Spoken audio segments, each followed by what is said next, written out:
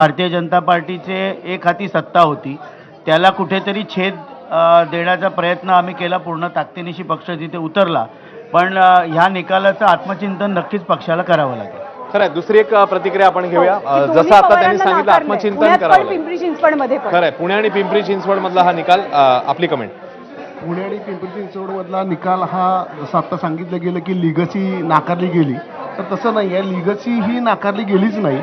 फक्त काय आहे, भाजप हा राष्ट्रवादी समोर भाजप हा प्रचंड काय म्हणूया अत्याधुनिक शस्त्रास्त्र घेऊन मैदानात उतरला होता.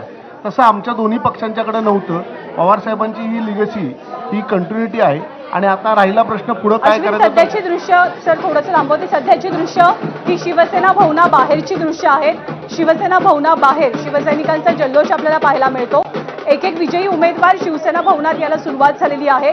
आणि दुसरा महत्त्वाचा मुद्दा म्हणजे हार्ट ऑफ मुंबई या सगळ्या परिसराला म्हटलं जातं. दादर माहीमचा, शिवाजी पार्कचा, वरळीचा हा सगळा परिसर. आणि दुसरा मुद्दा म्हणजे वरळी हा आदित्य ठाकरेंचा मतदारसंघ आहे. त्यामुळे या भागातनं शिवसेनेचे ठाकरेंचे उमेदवार विजयी होणं हा एक कुठेतरी स्वाभिमानाचा आणि प्रेस्टिज मुद्दा बनला होता. जी मनसेची ताकद आपल्याला पाहायला मिळते अश्विन, ती सुद्धा मुंबईच्या याच भागात आहे. अमित ठाकरेंचा इथून पराभव झाला होता.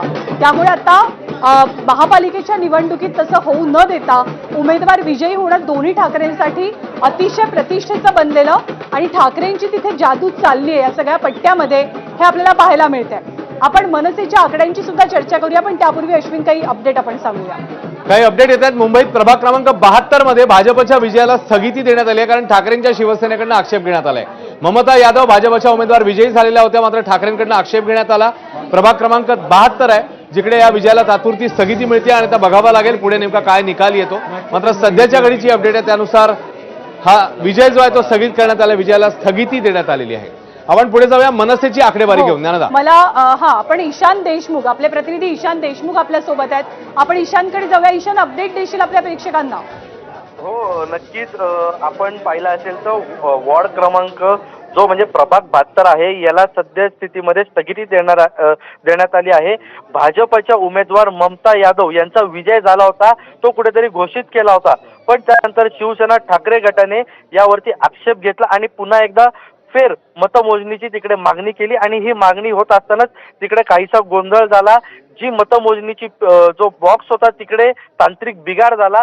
यानंतर कुठेतरी या सर्व प्रक्रियेला स्थगिती देण्यात आली आहे आणि सद्यस्थितीत आता घोषणा करण्यात आली आहे की यावरती राज्य निवडणूक आयोग काय तो निर्णय घेईल. अच्छा, म्हणजे भाजपच्या विजयाला प्रभाग क्रमांक 72 मध्ये स्थगिती मिळालेली आहे. मनसेचा जो आकडा आहे 9 आकडा, म्हणजे तो ठाकरेंचा फेवरेट आकडा आहे अशी सतत चर्चा होते. 9 आकड्यावरती मनसे थांबलेली आहे. मी मनसेच्या बद्दल बोलायच्या अगोदर मला असं वाटतं एक शब्द जो मगाशी तुम्ही वापरला ना की पवारांची लिगसी, मला असं वाटतं पवारांची गुडविल एनकॅश करायला हे राहिलंय. पवारांचं जे काही गुडविल होतं त्या पट्ट्यात, आणि मला असं वाटतं शरद पवारांनी एकही सभा घेतली नाही तिथे. एखादी सभा जर झाली असती पुणे पिंपरी चिंचवड भागात तर चित्र थोडंसं आणखीन वेगळं असतं.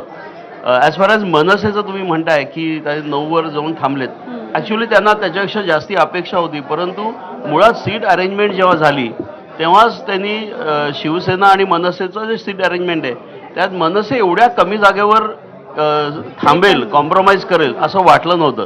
त्याच्यामुळे त्यांना त्यांचं जे पार्टी ॲपरेटस आहे, जी काही यंत्रणा आहे ती, मला असं वाटतं की ती 9 जागेचं यश हे त्यांना चांगलं आहे. 140 मतदारसंघ असे आहे की ते मराठी बहुल आहे, त्यांचं निर्णायक मत असतं मुंबईत आणि ते टिकवलंय उद्धव ठाकरे. आणि मनसेनं कसं त्यांचं जेवढं आहे तेवढं त्यांना आधी सुद्धा मिळालेलंच होतं. फक्त 2-1 आल्याचा फायदा किती झाला, तर तसं म्हटलं तर काही फायदा दिसत नाही. त्यांचं आहे तेवढं राहिले, ह्यांचे आहेत तेवढे सीटा राहिले. म्हणजे ठाकरे ब्रँड जो आहे तो तसाच आहे. मराठी बहुल जे वॉर्ड्स आहेत तिथलं जर आपल्याला डिटेल्स समजल्या तर मग आपल्याला ते म्हणता येईल की मराठी बहुल जो भाग आहे तो ठाकरे बंधूंनी सुरक्षित ठेवलेला आहे. परंतु तसं आपल्याकडे आकडा अजून आलेला नाही. कारण लोकसभेला आणि विधानसभेला सुद्धा ठाकरेंना त्या मुंबईतल्या मराठी बहुल भागानं साथ दिलेली होती, आमदारकीच्या वेळेला सुद्धा आणि खासदारकीच्या वेळेला सुद्धा. नाही, यात 1-2 मुद्दे मला या ठिकाणी उपस्थित. मी नांदेडचं मगाशी म्हणालात की मुख्यमंत्र्यांनी नांदेडमध्ये अच्छा, रविराजा पराभूत झाल्यात. काँग्रेसमधनं भाजपत गेलेले रविराजा पराभूत झालेत. अपडेट देऊयात आणि पुढे जाऊया. तर 70 वर्ष काँग्रेसनं नांदेडमध्ये काय केलं, नांदेडमध्ये आता अशोक चव्हाण जे माजी मुख्यमंत्री आणि काँग्रेसचे नेते हे BJPमध्ये आलेले आहेत. तर मुख्यमंत्र्यांचा रोख हा त्या पक्षावर होता. बऱ्याच माध्यमांनी अशी टीका केली की घरचाच हा आहेर आहे, म्हणजे मुख्यमंत्र्यांचं बोलणं आहे. तर नांदेडला एक लक्षात घ्या, नांदेडला ज्या पद्धतीने अशोक चव्हाणांनी आणि त्यांच्या कार्यकर्त्यांनी काम केलं असेल तर ते पार्टीसाठी काम केलं असेल, BJPसाठी, आणि आपण काय आहोत हे दाखवायची संधी असल्यामुळे तिथे BJPला हे नाही मिळालं. दुसरं, जी चर्चा आत्ता पिंपरी चिंचवडच्या बंदरावर होते, पिंपरी चिंचवडमध्ये एक लक्षात घेतलं पाहिजे की दोन्ही नेते एकत्र आले, काका पुतण्या, पण कार्यकर्ते आलेत का, हा एक महत्त्वाचा मुद्दा आहे की कार्यकर्ते खऱ्या अर्थानं एकत्र येऊन कार्यकर्त्यांनी काम केलं का, हाही एक मुद्दा आहे. आणि दुसरं असं की जो मनसेचा आत्ता आपण विषय काढला, तर मनसेबद्दल आपण असं म्हणूया की त्यांना जे अभिप्रेत होतं तेवढ्या सीट त्यांना मिळालेल्या आहेत, कारण त्यांनी घेतानाच सीट कमी घेतलेल्या आहेत. बरोबर. आणि ह्याच्यामध्ये म्हणजे मुंबईचे जे आकडे आहेत ना, ह्याच्यामध्ये क्लिअर कट बेनिफिट भाजप आहे. भाजप गेल्या वेळेला 82 जागांवरती लढलेली, ती त्यांची स्वबळाची ताकद होती, कारण सगळे वेगळे लढले होते. ठाकरे वेगळे लढले होते, भाजप वेगळी लढलेली, काँग्रेस राष्ट्रवादी वेगवेगळे लढलेले होते. आता काय होतंय, आता शिवसेना दुभंगलेली आहे. शिवसेनेच्या मतांमध्ये डिवाइड आपल्याला पाहायला मिळतोय. त्याचबरोबर मनसेचं पण मॅजिक फार चाललंय असं नाही. काँग्रेस वंचितची पण जादू आपल्याला दिसत नाहीये. पण प्लसमध्ये कोण गेलंय, तर प्लसमध्ये भाजप गेलेली आहे. 92 जागांवरती आपल्याला भाजपची आघाडी, म्हणजे 82चे 92 झाल्याचं आपल्याला पाहायला मिळत आहे. गणेश नाईकांचा पुतण्या सागर नाईक यांचा विजय झालेला आहे. गणेश नाईक यांनी एकनाथ शिंदेना मोठा धक्का नवी मुंबई महानगरपालिकेमध्ये दिलेला आहे.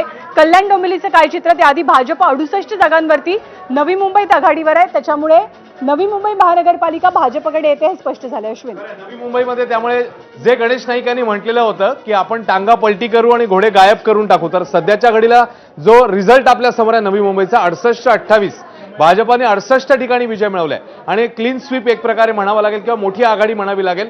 आणि शिवसेनेला मात्र 28 ठिकाणीच तिकडे आघाडी मिळवता आली सध्याची जी आकडेवारी आहे त्यानुसार. त्यामुळे नवी मुंबईमध्ये भाजप गणेश नाईक यांचं वर्चस्व. नाशिक भाजप बहुमताच्या जवळ 57 जागी आघाडी. मुंबई काँग्रेसमधनं भाजपात गेलेले रवी राजा हे पराभूत होताना बघायला मिळतात. तर रवी राजांचा पराभव. इचलकरंजीत सुरुवातीच्या कलांमध्ये भाजपची सत्ता येते. अमरावतीत 87 पैकी 32 जागांचे कल हाती आले आहेत, तेव्हा अमरावतीमध्ये देखील 13 जागी काँग्रेस, 6 जागी भाजप विजयी झाली आहे. तर 19 निकाल आपल्या हाती आलेले आहेत. इकडे मुंबईत प्रभाग क्रमांक 72 मध्ये मात्र काहीसा गोंधळाची स्थिती, कारण भाजपच्या विजयाला स्थगिती देण्यात आली आहे. ठाकरेंच्या शिवसेनेने या निकालाला आक्षेप घेतला होता आणि त्यामुळे ही स्थगिती पाहायला मिळते. ठाणे प्रभाग 4 मध्ये भाजप 2, सेना 2. पुण्यात काँग्रेसचे रमेश बागवे यांचा मुलगा आणि सून दोघेही पराभूत झाले आहेत. काँग्रेसचे रमेश बागवे यांचा मुलगा आणि सून पराभूत होताना बघायला मिळतात. ठिकठिकाणचे कल, निकाल, वेगवेगळे वैयक्तिक आपण काय म्हणूया आता निकाल देखील समोर आलेले आहेत. आणि पिंपरी चिंचवडचं चित्र समोर आहे. भाजप 75, शिवसेना 10, राष्ट्रवादी 39, काँग्रेस 0, 128 एकूण जागा आहेत. मनसे 1, इतर 2.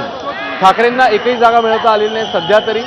मात्र भाजप 75 ठिकाणी, शिवसेना 10 ठिकाणी, राष्ट्रवादी 39 ठिकाणी. त्यामुळे पिंपरी चिंचवडमध्ये एक मोठा विजय भाजपचा आणि ठिकठिकाणी आता विजयोत्सवाला सुरुवात झालेली आहे. बऱ्याच ठिकाणी म्हणजे खास करून पुणे आणि पिंपरी चिंचवडमध्ये राष्ट्रवादीसाठी निवडणूक प्रतिष्ठेची बनलेली होती, पण भाजपनं तिथं बाजी मारलेली आहे. त्या पाठोपाठ नवी मुंबईमध्ये सुद्धा भाजपनं एकनाथ शिंदेंना मोठा धक्का दिलेला आहे. नागपूरमध्ये भाजपची स्वबळावरती सत्ता येते आहे. तेच चित्र आपल्याला इतर काही